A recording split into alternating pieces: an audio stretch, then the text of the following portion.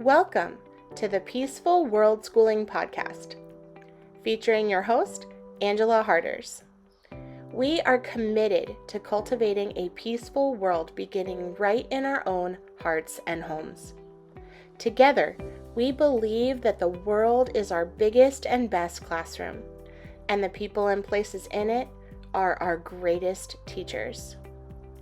So I invite you to join me on the adventure of a lifetime, beginning with a conversation that can change the world.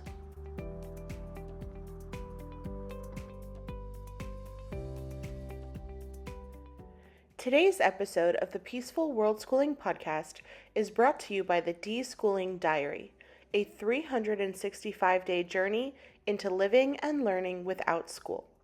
You can order your copy today on Amazon. All right. Good morning, everyone. Thank you so much for joining us for today's episode of the Peaceful World Schooling Podcast. I am so excited to be able to introduce you to my guest for today. This is Dr. Blake Willard, and he is the founder of Homeschool Mastery Group. He's been a former teacher and a school principal and brings over 13 years of experience across a diverse range of educational formats, including therapeutic wilderness education, leading classical Christian schools, and serving as the founding principal for a traditional private Christian school. Blake's passion is equipping parents as the primary educators and disciple makers of their children, and he believes that homeschooling is the best format of education for both children and families. And as you know, I agree with him 1,000%. Blake, it is such an honor to have you as a guest on our podcast today. So thank you so much for being here. Yeah, I'm really excited to be here. Thank you for the invite and looking forward to the chat. Me too, me too. So I actually discovered you, Blake, on TikTok. I have seen your videos. They were just popping up on my For You page, and literally every single video that I saw of yours, I was just blown away with the way that you communicate and express and share from your experience as a former principal and the things that you've come to realize and see both in the public or in the private school system and in the schooling system in general, as well as the things that you've learned about homeschooling as well. But prior to kind of diving deep into your professional history, I would love to learn a little bit more about you and your family. Can you share with us about kind of what your family is like and how you kind of got to the position that you're in today? Yeah. So right now we live in actually Henderson, Nevada, which is kind of like Las Vegas adjacent, same. And we moved here in 2021, beginning of the year, to start this private Christian school. So that was kind of the opportunity, because it was funny. 3 or 4 years beforehand, my wife and I had done this cross-country trip. We drove all over the country. We hit all the national parks, and we drove through Las Vegas on our way to visit family in Southern California. And we said, we will never move here. It was the summer. It was hot. It was naked. There was all kinds of crazy stuff going on as we're going right through the strip, which, I-15 kind of. Anyway, so we were like, God's funny. so he Yeah. showed us, no, I have other plans for you. And my wife and I have been married for a little over 10 years, and we dealt with infertility for over 7, I guess. And we just kind of kept moving forward. We know, God's timing is His own. They call it undiagnosed infertility, when they say everything works, but they don't know why it's not working. So Mhm. that was kind of the story of our life. And I had been in a whole bunch of different forms of education, but we lived in North Carolina, and we're both from California. I moved out there for this wilderness therapeutic thing, and then kind of drug my wife out from Southern California, kicking and screaming. And we were there together for a number of years before the pandemic, and then that brought us back. It was a time for change for a lot of people, and so we were changing. And then my wife, she went to law school. She studied. We ended up moving to Nevada, where she decided to take the bar. And the same week that she passed the bar is the same, or that she found out she passed the bar is the same week that we found out we were pregnant. So it was a Oh, kind of a whole world like, whoa, okay. So we said, let's kick that degree down the curb for a bit and focus on what's most important. And it was the same thing for me. I was in this school as a principal, loved serving families. I really did love what I was doing, but it was a priority shift to think about our family and what was most important for us. If we could choose the best for us, what would that be? And that was obviously homeschooling. And so I said, how do I be ideologically consistent with what we're going to pursue? And so it was kind of a whole thing. and now we have Mhm. 2 little girls, and God willing to give us, 13 more. So we're willing to go as far as the Lord will take us, and yeah, just want to be faithful to what God's given us and this space, and we're kind of making it work, and we might even be adding a puppy soon. Who knows? Our family is growing in more than one way, and we're just kind of enjoying where we are in life. That's wonderful. Thank you so much for sharing that.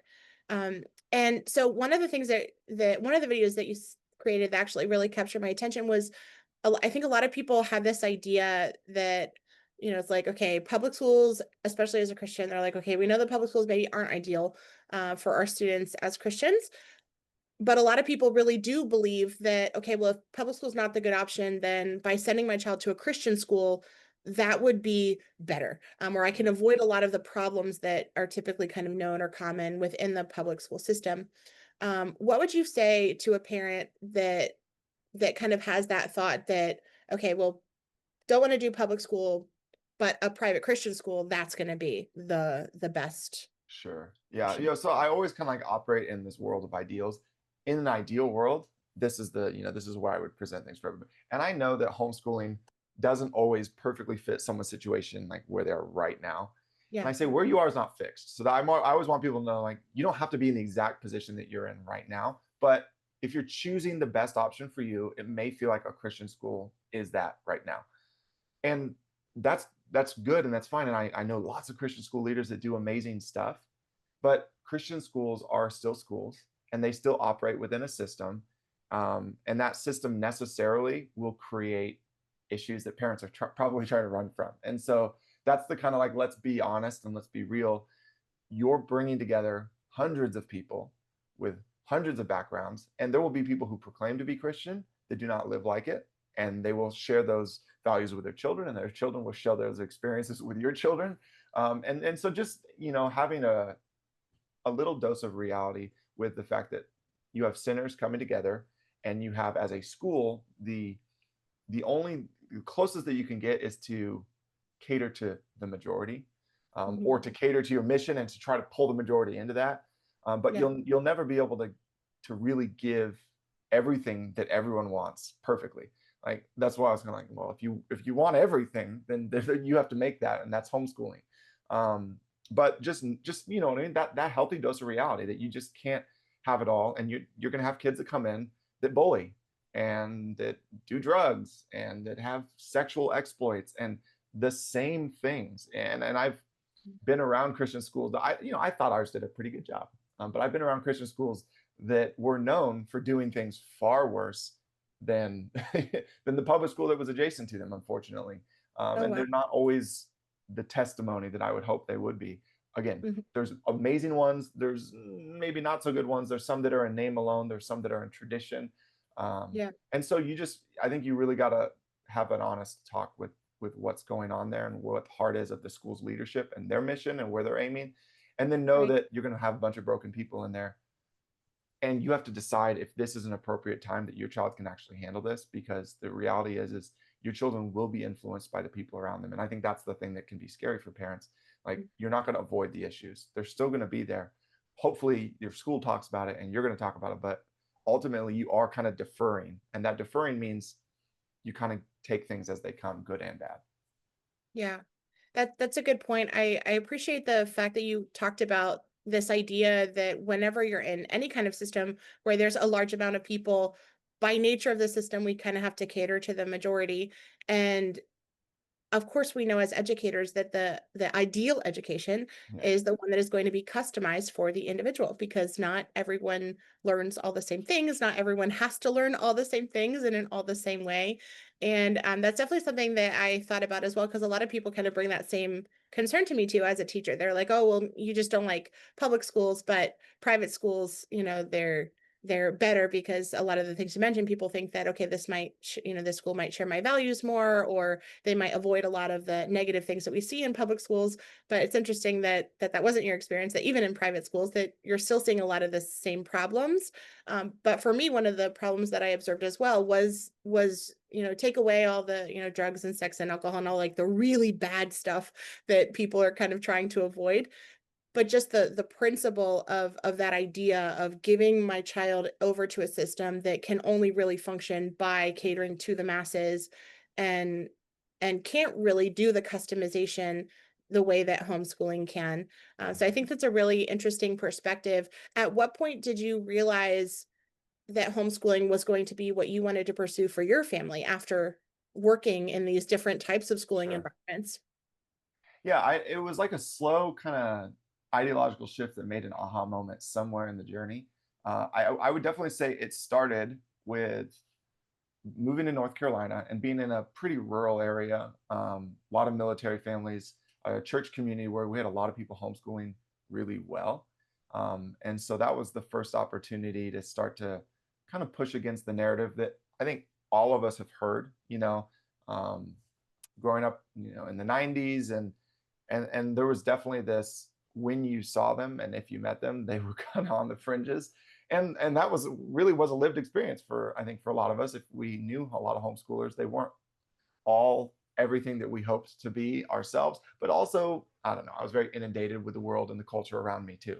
But basically, like, we started seeing people that were amazing and their kids were amazing and they were giving us something to strive for. And it was clearly a byproduct of what they were doing as a family, which was very much wrapped up in their education.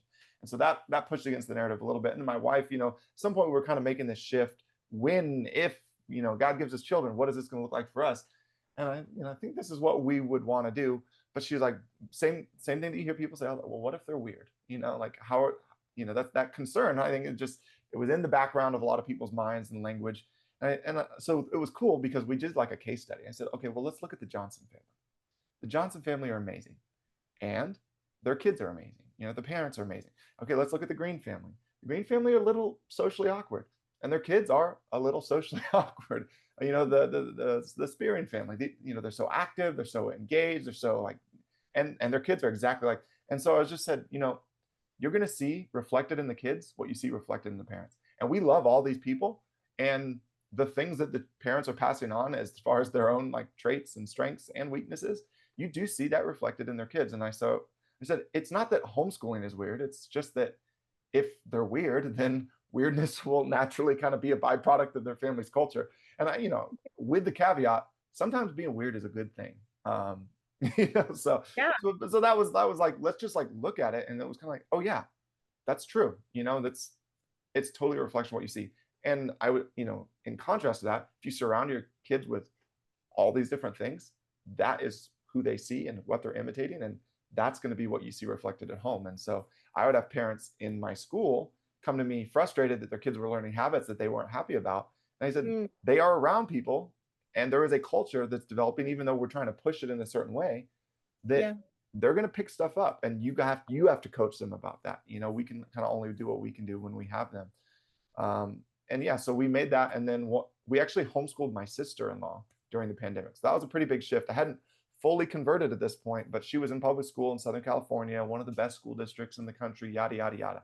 She was struggling. And I watched this girl grow up. My wife's the second of 8, so there's a huge age gap between the kids. And she was retreating. She was very like bubbly and bright. She was a reader. She was naturally curious. And we were watching her like internalize everything and become incredibly anxious. All these kids were doing this school online, and it was fake, but her GPA was like 0.3 at this point. So we said, you know what? We know we can do something better. We know what you need as a person. So we created a personalized plan for her. And in about a year and a half, watched her completely turn the tide, and actually graduated from high school 2 years early, and then just jumped her right into college. And the confidence boost, all the things. And so it's like, this works. Like, if you actually will accommodate where your child is, even if they're in high school, and like make the changes that they need and focus on their character and focus on the bringing in the academic component that actually is in alignment with your values, then you can just watch this thing happen, and it doesn't have to take a long time. I'm not saying it was always easy. She was hiding under the table some days, but it works, And so it was funny because I hadn't totally made the shift because we did that. And then I went and started another school. So obviously, like, again, for our perspective, it was like, all we have is the ability to serve others. And, I think that's a part of our Christian calling, but I didn't have children still. So I went, and it felt logical to just go start another school and do the thing. But then again, as soon as that final shift was pregnancy, and like, okay, we have to confront this really in an intentional way. What would we do? Because it's not theoretical anymore. It's reality. And at that point, it was just like, I have to do it. I have to pull it through. I don't know how I'm going to do this exactly, but so I was like, let's take all this experience and let's try to start serving people and walk on this journey with them, because we're doing it together in a sense. Mm-hmm. So here we are. When you would create a school, what were some of the things that were important to you in creating like a school for the first time? Yeah. You know, it's true in general. It's like first impressions are such a big deal. And if you get things right the first time, it makes such a difference for what people's expectations are in the day to day. If you're very lackadaisical, then your students will say, "Oh, I can be lackadaisical," right? And so I was very attentive to trying to create a culture that fostered uh, nurture and development, right, and formation. I'm very big on parents as primary disciple makers, right? And that's always, that was my doctoral kind of like thesis, was equipping parents as primary disciple makers of their children, right? So that's always been the philosophy of what I've been pursuing as an educator. And so in the school, it was like, how do I work with to equip parents, and how do we create a culture that can bless parents that they're sending their kids home with? And there was a lot of great things. So we had a morning assembly where we did some scripture memory and meditations and prayers, and we sung psalms, and this was just how we started every single day. Mhm. And it was cool because in the beginning, kids have absolutely no idea what you're doing, and parents had absolutely no idea what I was doing, right? So uh, these are the things I focused on, because they're actually what matters. Like what you do every single day. This is true for homeschoolers. What you do every single day matters more than anything else, because it Yeah. actually shows what you value. And after a while, their kids would come home and they'd be singing these songs and like hymns, and some of our families were not Christian, and we actually got to see parents see transformation happening in their kids that led to them asking faith questions that actually came to faith through what was Mm. going on in the school. So it's like, this is what I want. We're seeing faith nurtured and developed. um, and I think these are the things where I would start personally, like in my family. This is what matters. Let's get the first things right, and then we'll add all the other stuff. So the academics and the curriculum and all that matters. It's just what we do every day is going to matter more than anything else. So I was really big on the routines and the rhythms and our schedule, and because those will allude to everything else going on in the school, and we can make changes day to day. But that really mattered. And then getting really good teachers that actually shared our faith and didn't just kind of say it. So that took a while too. Yeah. So what does your routine look like now as a homeschooling dad? That is a good question. So again, with toddlers, it feels a little chaotic. I get up super early and try to get as much of my personal work done as I can, Mhm. um, because I know that once my girls are alivened, then our day is going to be somewhat conforming to their needs. We have a gym schedule. Like I take the girls to jujitsu with me 4 days a week, so we go do Oh, that. that's awesome. Um, and in the mornings we go on a walk before we do anything else, especially now in Las Vegas. It's finally cooling down. It has to be early in the morning in the summers, otherwise you just melt. But right now we're getting this nice fall, and so we go out, we go on an early morning walk, sometimes a long time, and we just play, spend time together. you know it sets us up for whatever we're going to do next, like just living in kind of a relationship and doing things that the girls enjoy. And Yeah. then we as a family do what we call family worship. And ideally that happens in the morning. Sometimes it happens in the evenings, but we'll sing a hymn or a psalm, or read some scripture. I'll probably do some talking about it for a little bit. It's real simple when it comes to the girls. Yeah. Um, and then that's kind of our launch pad. It keeps us grounded.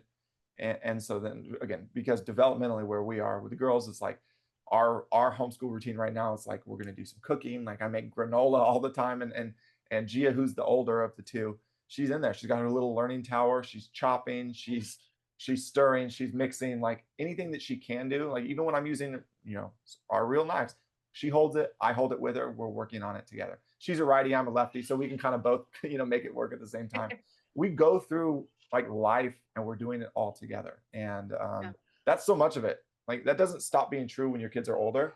Like what you do, what makes your life function, what's important, I would say do that with your kids and incorporate them. Like one of the things that was missing in my childhood was responsibilities to pass on. Like my parents did so much for us that we actually missed growing up a little bit.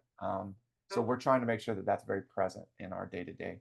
And then we kind of have some formal time where we'll sit down and we'll learn some things. A lot of play right now, a lot of play-based learning. We've got some Montessori stuff kind of going on with our little kitchen, um, and then we prep meals, we cook, we set things up for mom because mom is currently actively working as an attorney. So we pack her off in the morning, we receive her back in the evening, and we spend some time together as a family, and then that's kind of how we end our day. I love how you're talking about the fact that right now your kind of homeschooling routine looks a lot like life. I Yeah. think a lot of people when they start homeschooling, they think that they have to kind of do school at home and duplicate whatever they would be doing at school and then doing that at home. And I think it's a really big misconception that a lot of parents have, that it has to be this formal, forced all day kind of thing. But I love that you touched on the fact that play is a big part of what they're doing, and then also those in-home responsibilities, part of being a part of a family and learning about cooking and cleaning and going on walks together. All of that is also a part of the learning that they're doing, even if it doesn't look or feel like a traditional school in that sense. 100%. What are some ways that you observe your children learning even without that kind of formal or forced structure? Yeah, we're in this like language aha moment stage where Gia in particular is putting together, like, first off, she's a mirror, so we have habits and patterns of things that how we speak and what we speak that is being very much reflected back to us. But it's watching her start to imitate it, and even with the like tone of voice and facial expression. Should we go on a walk, Dad? Like, because we'll give her this inquisitive like question that we know that she's probably going to want to respond to, and now she's starting to mirror those things back to us. We've gone camping last weekend. We've been doing some of that. The mountains are not far from Las Vegas. You can be in 40 degrees cooler weather in an hour. You just go up. So she looked, because you can see the mountains. We're in a valley. She goes, "Should we go to the mountains, Dad? Should we go hiking?" So she, like, her starting to have her own ideas and suggestions and being inquisitive and pairing together things in new ways. We've done a lot of singing, a lot of dancing, and she has her favorites. So even from an early age, it's like she had picked up on melodies and tunes, and she was like less than one, and she hummed like the hymn "Come Thou Fount," and we're like, "Is that what that was?" She got the notes all perfect, and then we're like, "I think it was a coincidence." And then she did it again, and then we just started kind of playing the music and the things in the background and letting that be a part of what she's hearing. And Wow. she figures out ones that she likes. She hears things at church because our church has a liturgy that is kind of repetitive. And so it's like she's grabbing all of that stuff and then she's taking it with her, And so when we went hiking last weekend, we got to the top of a mountain, G on my back, and we raised our hands and we sung the doxology. And she's back there. She's literally singing hymns to me while I'm struggling up a very steep mountain with her on my back. And she said, "You can do it." Like she's encouraging. Aw. She's doing these things where it's like, where did you learn this? Yeah. And you don't realize that you are teaching your children even when you don't know that you're teaching your children. Yeah. So that's, I guess, what I want to communicate for the little one. Like, it's Yeah. food. We saw very early how exposure made such a big difference, and so it's like we're trying to pack in as many flavors as we can and good foods, and Mhm. because it makes a difference. We have people commenting all the time about how the older one is such a good eater. It's like, well, that doesn't just happen, but it can. It comes through exposure and development. So we're just trying to look at everything developmentally where they are and just fill Yeah. that space and then be surprised by the things that they have to reflect back to us. Exactly, exactly. I love how you said that, like, we're teaching our children even when we're not aware of it, and I wish that more parents could see that, because I think one of the things I hear a lot too when I talk with people about homeschooling is a lot of parents will say, "Oh, well, I can't homeschool. I'm not a teacher. I don't know how to teach my kids." And it's like, "No, you do. You have been. You are a teacher. You've been teaching your child from the moment that they were born, and homeschooling is just an extension of doing that for the entire day or like for the rest of their life, as opposed to, doing the homeschooling. Everyone technically is homeschooled because all of our children are learning at home with us. It's just a question of how long or short we're actually doing that, and the intentionality that we have in doing that as well. But every parent, like if you're listening to this and you're a parent, you are a teacher. You have been teaching your child from the moment that they have been born, and you're going to continue teaching them until the moment that you die. Just like Blake mentioned, even subconsciously, like the things, the music that we have playing in the background, or the tones that we use when we speak to them, all of that is teaching them the way that they ask questions, and the way that they resolve conflict, and the way that they process their anger or their emotions, or how they live a disciplined life, and all of these different kinds of things. And what would you say to a parent that kind of has that argument for you, where they're like, oh gosh, I'm not a teacher. I don't know if I could teach my child or homeschool. Yeah, 100%. First off, there's like two issues that I'm constantly addressing and kind of share them in different videos and content that I try to touch a wider audience. It's like you have already done, like you were saying, some pretty big things that are very hard to do with regards to teaching your children. You just didn't give yourself credit for it. It's like, first off, um, they can they can walk, they can probably poo poo on the potty, like That is a hard thing. they can speak. And yeah, anyone who's done potty training knows it's like, dang, that was hard, you know. And it took consistency, and literally what works in those things is exactly what works in any other subject. Like you have to do it every day. You have to learn to repeat yourself. You have to watch for cues. You have to be attentive to the need and then provide the resource. And it's not different. It's actually the same skill set that you've already practiced for one very specific thing is the skill set that you need for almost any other subject. So it's like if you will kind of take the essence of potty training, or like teaching your children to say your name, or to say mom, or to say dad, those same habits will build any other skill that you're looking to develop in your children. Like reading takes consistency, it takes repetition, it takes daily practice, it just takes a lot of exposure. And it's the same thing. So whatever hurdle or milestone a parent's working through, and then as kids get older, some people are thinking about homeschooling and they're like, but my child's in high school, is this even, I don't know what they're learning. And they'll use the expertise fallacy, that because I'm not credentialed, or because I didn't study this specific subject in college, I can't teach it. And first off, that's nonsense, because the main thing that we're looking to develop, that this kind of a secret, guys, the main thing you're looking to develop as a homeschooler is not a specific piece of information. That's what schools give. Schools say, here's the information, like specifically know this, and then now you graduate. And it's like, well, what do I do with that information? Well, what you're actually trying to develop is your child's ability to be a independent learner. Because if they can learn independently, it doesn't matter who they are, where they are, when they are, like they can learn anything, right? Give them a book and they can learn. And so developing that skill is actually what I would encourage parents to focus on, like independence, curiosity, responsibility, like setting them up for success, giving them the expectation, expecting them to do it, following through, and then digesting what was learned, and moving that needle a little further forward. And then the other thing is, as a parent, look, if you don't know something, instead of like having to be the expert before you learn, like before you teach your child, learn with your child. Like that's a completely reasonable way to be a homeschooler, is to just learn through some of the same materials, like alongside your children. I was teaching third graders and I would learn things that I didn't know. It's like, what does that mean? It means that we're all on a spectrum. And so if this particular subject, you're just early in the spectrum, that's fine. You have other skills that will help you be able to push your children a little bit ahead. Like if you can stay one step ahead of your child, that's all you need. Just one step. And then teach them what you know, learn with them, ask questions, be curious, and foster that independent learning. That'd be my encouragement.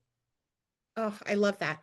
It's so true. Like I think a lot of times parents worry about the content first, but really the character pieces that you're talking about is way more important than the content. And I agree 1,000%. For me, the content is definitely secondary, because there's millions of content pieces that our children could learn about. And again, not every child is going to be interested in all of the content pieces that there are to learn. And you definitely don't have to be the expert in all the things to be able to homeschool or educate your child well. I love, Blake, your focus on focusing on the character, as far as building that internal motivation, that intrinsic motivation, learning self-discipline, learning how to be a self-directed learner. Those are so, so important in helping our children be lifelong learners. And even in the aspect of saying like, oh gosh, I don't know chemistry, right? Like I can learn chemistry right alongside my child, and at the same time, giving our children the resources to know that they're capable of teaching themselves literally anything that they want to learn, whether it's chemistry, calculus, like any content area. Having that mindset of like, I am capable of learning anything that I want. That is something that I like say on repeat to my kids all the time. Like, you are capable of learning anything that you want. And having that message repeated over and over and over is so important for their growth and development. What are some things that your children have learned, or things that you've kind of learned alongside them as you've been going on this homeschooling journey for yourself? Yeah, again, it could be anything, right? And so right now, like my daughter really likes magnet tiles. And My I son actually, loves magnetiles too. we were coming up on a Father's Day, and my wife's like, what do you want for Father's Day? I said, honestly, just something that I can do with them, Uh-huh. because that's what we're doing anyways. And I like building things and finicking with things. And so we got this big bin of magnet tiles. And Uh-huh. what's cool is we're just kind of both figuring out all the different ways that you could put these shapes together into some like geometrical three-dimensional thing. And I'm surprising myself. We only just realized, oh, wait a minute, we could use these squares to build a hexagon tower. Like, we're creating new things, and then I get excited about it, like genuinely, and then my daughter gets excited about it. And I'm watching her start to like put together structures as a not even 3-year-old. That I'm like, how'd you do that? We're kind of figuring it out together. And it really, like, just that. It's simple and it's exciting. But it could be anything. Like, we're learning songs together.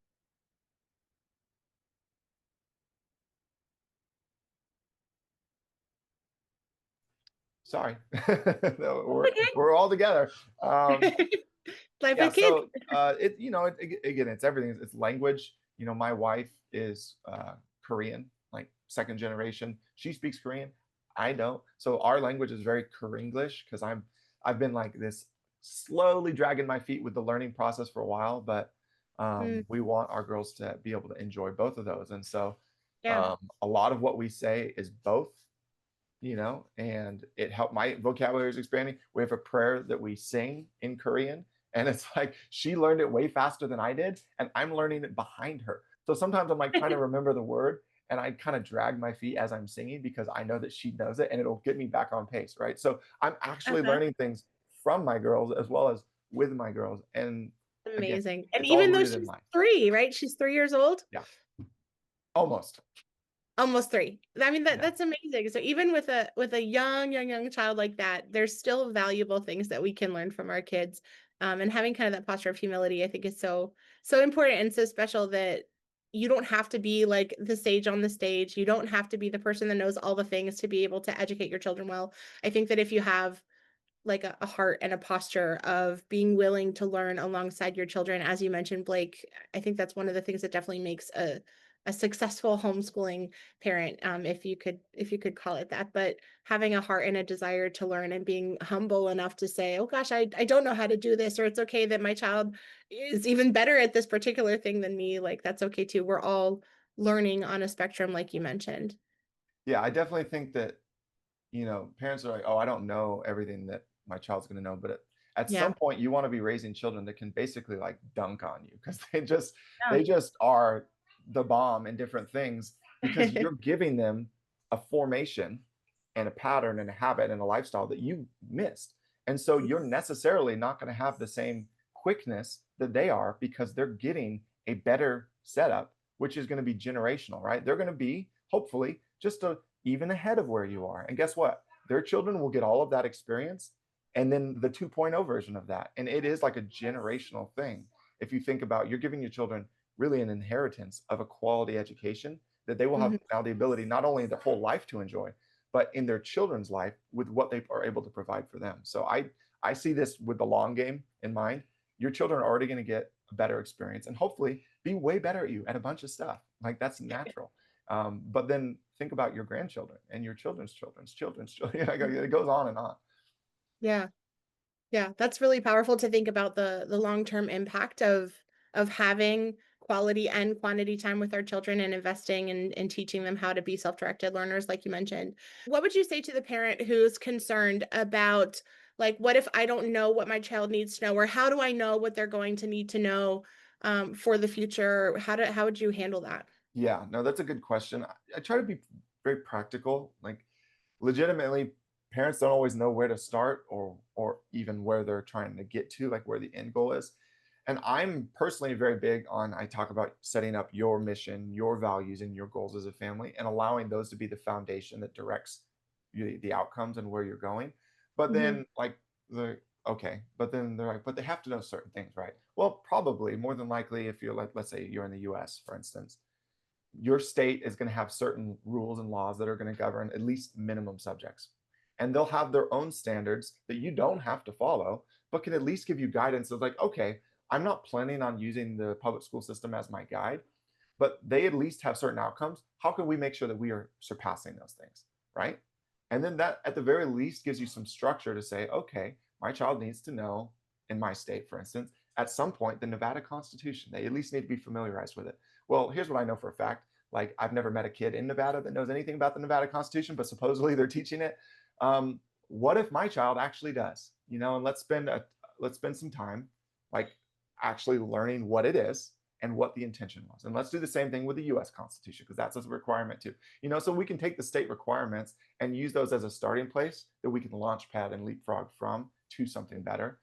So I would say that kind of on the governance side, like look at what's required and then set your own goals that surpass that. And then on the personal side, like who do I want my child to become? How do I want to equip them? Do I want them to be a quality reader? Do I want them to be a critical thinker? And then set tangible goals for those things that I say start with the end in sight. So the goal is the end that we're aiming for. And then we break that down. Okay, well, what does it mean to be a critical thinker? You're going to need this skill and this skill and this skill. And then you put that on your calendar and like by this time, we're going to try to accomplish this skill. And it makes it tangible and it makes it timely. And then if you've done that, you can say, okay, we met it by the time that we set, or we need to adjust. And then you just keep moving forward towards those ends. It's very practical. It doesn't have to be hard. And then it gives you this nice blend of what's required and then more importantly, like what actually matters to us. Yeah, I really like that. What are some of the goals that you guys have set for your family? That's a good question. Well, we want our girls to have a personal relationship with Jesus, right? We're raising them in the faith, but part of that is giving them the tools that I grew up as a professing Christian, but I remained ignorant of what the Bible actually has to say and how it instructs and constructs my life for a very long time. And so I want them to be rooted not only in like a lived faith, but a knowledge of the faith that they share so that they can be good witnesses, so that it can actually impact their day to day, to have a kind of an understanding of the themes of salvation as you can trace it through scripture. Like that's very important for us as a family. And so that would be a big one. And then right now we're working on kind of the foundations of reading and colors and shapes. And so we'll say if reading is the goal, we're learning letters, we're recognizing them, we're pointing them out and things, we're identifying the sounds. We don't just point it out, but we point it out and we attach something to it. And she says, she'll say R and she goes, R, R, R. And so we just always are marrying like the end goal, which is reading, to a specific tangible thing, which is identifying the letters. And then we're marrying it to the sound, right? So that just makes sense for where we are developmentally. But it's pushing us towards that wider goal. And, so we have, those are some of the short-term goals, like, Mhm. just because it's something that I'm interested in and they go with me and they watch, they're very aware of it. They're going to do jujitsu, because I want my girls to be able to defend themselves and Yep, I thank want you. them to be physically strong and competent. And so right now, like this is kind of funny to share, but when I'm helping, brush Gia's teeth, she throws her legs up around my neck and she goes triangle because she wants to choke me out like she sees me doing. So you know what I mean? There are these really funny practical things that are a reflection of what actually matters to us. Yeah. And all of those important skills fit within that framework. Hmm. I think that's a great challenge for the audience too that's listening. I invite you to really apply the things that Blake has been sharing with us today and set some time aside to really write down, like put it on paper. The Bible talks about that of like having a plan and writing it down, setting it on paper. Write down what are the character qualities that you want to see. What are some goals that you have in the area of developing our children's character? And then also the content too, right? So we've got those two pieces together. What are the character pieces that we want to focus on? And then what is the content? And I want you guys to remember too that the content, again, it is secondary. The character is always what comes first, because addressing our children's character and the heart of the matter, that's going to lead to the content piece that comes naturally as they're going Yeah. about their life and picking up on different things that capture their interests and their passions. But the character, that's the most important thing that we can teach and pass on to our children. What does it look like to have godly character and to really embody the fruit of the Spirit in the way that we interact with one another, in the way that we learn and that we live, and that's going to lead to all of the content pieces will flow. I promise. um and so tell me a little bit more. I kind of want to shift gears a little bit. I know that you started the Homeschool Mastery Group. Can you tell me a little bit about that? Yeah, so you're kind of picking up some of the essence of it. I'm pointing to some of the frameworks and things I teach parents, but so my thing was, my goal for a long time, well before I jumped in the homeschooling space, has been equipping parents as the primary educators, right? I would use that word for parents who do not share all of my faith values, but for a Christian, I would say primary disciple makers. It means the same thing, but Yeah. the language for some people, it's like, oh, that's a little challenging. But the point is the same. You are the one who I believe is called by God to be the primary disciple maker, educator of your child, and you're actually held accountable to that responsibility, right? The Bible has this, Jesus says, if anyone should cause one of these little ones to stumble, it would be better for them to have a millstone tied around their neck and thrown into the depths of the sea. Now, I used to take parents on tours at my school, and I would say, who do you think is most likely to cause your children to stumble? So it's like kind of it's a little confrontation. I say it's you, right? For better or for worse, like parents have that responsibility more than anyone else. And so my goal when I shifted out of schools was, how do I help parents own this? Like all these questions and concerns that you've raised that you hear from parents all the time. I don't know if I can, or what about this, or I'm not sure. Like, what if we had a space where we could answer those questions, those concerns, those frustrations, and teach parents to feel qualified and equipped and encouraged to actually lead their children's education. And so everything that I did within this community that I built is creating the frameworks to help people identify and articulate their personalized plan that best fits their family, built Mhm. on their mission, their values, and their goals. Because I think that your values are sufficient to give your child a quality education, and we can build everything on top of that. So now, once we figure those things out, I help them articulate and build that personalized program specific to the unique needs of them as parents and their children.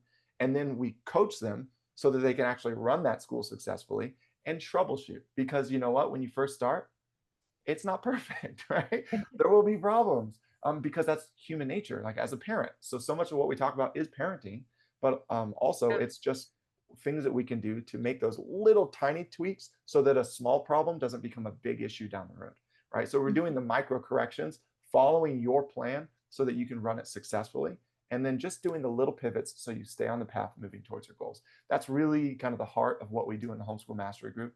It's not me teaching your children, which is what a lot of people come in and think, oh, They homeschool. want They they ask want someone else to that. do it for them. I say, no, no, Right. no. I want you to be prepared to do it successfully. And I Yeah. know that you can. So let's give you everything that you need. So I've tried to pack all that into one place. And there's a nice thing is there's community of like-minded parents who are doing it with you. So you get to That's learn from awesome. different people at different stages.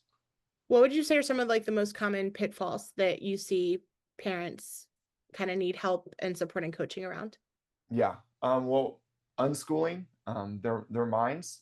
Like unschooling is a approach and a philosophy, but unschooling is also a reality. It's a verb that you need to go through, Yeah. because we all, by and large, are byproducts of a system that the culture recognizes, that our experience recognizes, that our parents recognize Yeah. as a norm, and we're trying to break out of that norm. Automatically, if you're homeschooling, you do not fit in that system's mold anymore. But then parents will go, into homeschooling, and they will try to take what they know from that system and apply it to their school. And I say, what, like, I'm not saying no school works in any context, but what works in that school works in a very specific framework. And you are in a completely different framework. So if you try to imitate that, you don't have the resources. You don't have the same things. You need to know what works in homeschooling and make that, the way that you build your school and program. It has different strengths and different weaknesses. So let's not take what worked there and try to apply it here. So unschooling is a big one. And then, parents will naturally try to look for something that they can fall onto that will lead them rather than them taking the lead. So I try to equip parents to be the CEO of their homeschool, right? You're the final boss. You're the one at the top, and everything has to answer to you. So your curriculum answers to you. If it's not working, you can adapt it. You can change it. You can throw it away. You can fire it. And so it's not what curriculum should I use? Is the most common question once people decide to start homeschooling that they'll ask. And I say, it depends is the true answer. And the reason I walk you through this process is to help you actually identify the curriculum that makes sense for you. If it's building one or using one, it should all fall under your values and your mission and your goals. And if it doesn't, then that is leading you somewhere that you already said you don't want to go, right? And so it's a lot of reframing how we think about education, understanding the format, and then leaning into what makes this format work and letting go of the things that you've acknowledged didn't work, which is why you're not in the school system. Yeah. Oh, that is so powerful. I absolutely love your approach, and I think it's such an awesome thing that you're doing of being able to really power and equip parents, because I think you're right. A lot of parents, when they're starting homeschooling, they just want to find, like, what curriculum can I buy that's just going to kind of tell me what to do and how to do it. And it's kind of that same issue, right? Is that it removes that responsibility from us as parents to be critical thinkers and evaluate, what are we doing? Why are we doing this? And to really have that freedom and flexibility to say that, no, I am the one who's in charge here. I do get to decide if this is in alignment with our beliefs and our values and our goals, in all these different areas that we have. How, if someone's listening and wants to kind of get connected with the Homeschool Mastery Group, how can they do that? Yeah. So I would say the easiest thing that's like very low threshold for anyone listening is I have a free community that will lead you into my paid community. The Homeschool Master Group is a paid coaching program where I'm going to very intentionally walk you through everything. But if you're just like getting your feet wet, then I have this free community called Start Homeschooling. Literally, whether you're starting or you've been doing it for a while, we've got people that are like grandparents that have graduated their homeschoolers, but they just want to support other people.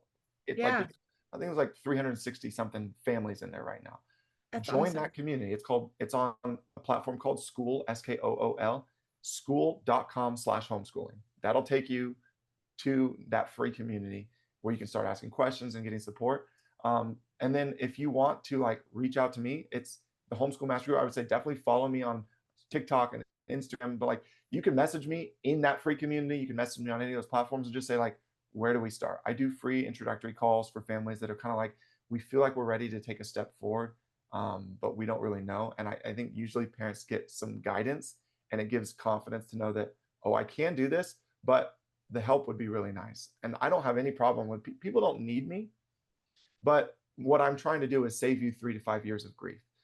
Yes. I've seen a lot of parents figure it out, but they took a long time to do it. And there was a lot of tears and finances and things that were wasted in between. And so I say, let's just skip some of that. You actually don't have to struggle that long, that badly. And so my goal is to help you leapfrog. So the Homeschool Yeah. Mastery Group, you can find me at starthomeschooling.io or that free community that I've already listed. And I'll make sure to have all of the links to Blake's TikTok and Instagram and all of his website stuff so that you can just check out the description of this podcast. Or if you're watching us on YouTube, you can click in the description of the YouTube video, and I'll have all of those links there for you. So that way you can get connected with Blake and the amazing, amazing, amazing work that he's doing. Blake, I so deeply appreciate all of the time and the effort and the energy that you put into creating all these schools in the past so that you're able to learn from them as far as the things that work and don't work. And then also creating this incredible community and giving parents a free option to be able to connect with other homeschoolers that are on the same journey. And I think it's so true. A lot of times, when we start homeschooling, It's easy to kind of jump on just like the free stuff. There's tons of free resources that are out there, which is great. But at the same time, a lot of parents will say like, well, how much does it cost to homeschool? I'm like, well, you can do it for free. Yeah. Like you mentioned, and anyone can do this for free. There's free curriculum out there. There's free resources out there. There's tons of free stuff available. And at the same time, I think I would invite you to consider asking yourself a different question rather than asking how much this is going to cost me. I would ask you to ask yourself, how much am I willing to invest? Because like Blake mentioned, there are lots of people that do this thing on their own, and they do. Like sometimes they might struggle for years, or they have really rough experience at the beginning, and it doesn't have to be that way. You can have a positive homeschooling experience right from the very beginning, something that flows easily, something that is in alignment with your beliefs and values, and you can skip over a lot of like the challenging and difficulty by investing in consultations. With Blake, I also do consultations as well. So if you speak Spanish or English, I can help you with in Spanish as well. And so by investing in having consultations with people like Blake or I, we'd be more than happy to come walk alongside you and help you kind of skip over a lot of the points where a lot of parents tend to struggle at the very beginning, because it definitely does not have to be that way. Amen. I agree. Yeah. All right. So before we sign off for today, because I know your little ones are waiting for you, what is one piece of advice that you would give to a person who's listening to this, who's been thinking about homeschooling or unschooling? Yeah, I'm gonna kind of close with something that I say to my families that I work with all the time, which is your children receive the overflow of your cup. And Mm, so if you're running on empty, then that's what you will pour into your children. And so today, one thing that you can do is take a step forward to do something to fill yourself up. The big thing of, what kind of why I decided to do this is like, let's just start pouring into families so that they can pour into their kids. So it mm, doesn't have to be me, it doesn't have to be Angela, but find something today that is going to increase your levels so you have more to give to your children. If you're thinking about homeschooling, um, if you're already burnt out and you haven't even started, it's going to be a rough ride. I want to set you up to be successful. So if it means that you need to set a routine where you spend 15 minutes in prayer before you start anything else, then mm. please do. Like, figure out the things that increase your capacity, because it will ultimately increase your children's capacity and it will bless everyone around you. I love that. Thank you so much, Blake. Thank you for being a guest on our podcast. And to those of you who are listening, thank you so much for listening to this episode of the Peaceful World Schooling podcast. If this conversation was a blessing for you, I invite you to like this video and also share this with someone that you think would benefit from hearing the incredible advice that Blake has shared with us today. And thank you so much. Please make sure that you stay tuned for our episode next week. Have a wonderful day. Bye.